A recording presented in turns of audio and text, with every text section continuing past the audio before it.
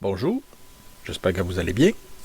Ce matin, on se transporte en 1696 et petit détail en passant, ça va être le dernier homicide qu'on a pour le 17e siècle, donc pour les années 1600. Alors, c'est un cas qui, sur lequel, encore une fois, on n'a pas beaucoup de détails. On finit le 17e siècle un peu à l'image de ce qu'il a été depuis le début.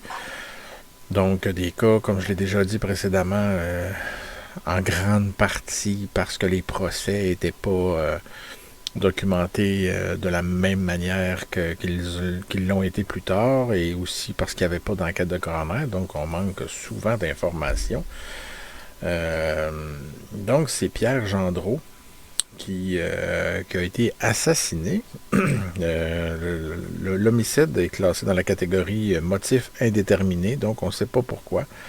Dans le doute, on s'abstient, évidemment. Et c'est un dénommé Jean Denis qui a été condamné à mort pour ce meurtre-là.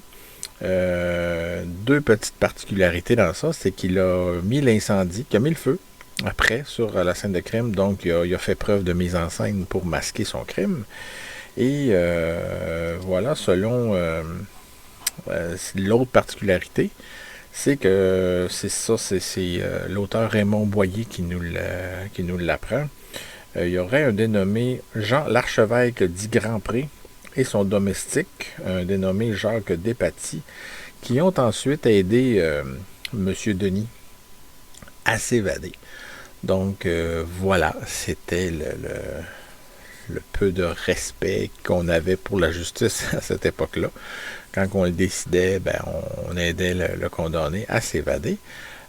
Il semble que Jean-Denis, on n'a aucune trace, donc il n'a peut-être jamais été retrouvé. Il n'a jamais payé pour son crime, en tout cas, on n'en a aucune preuve.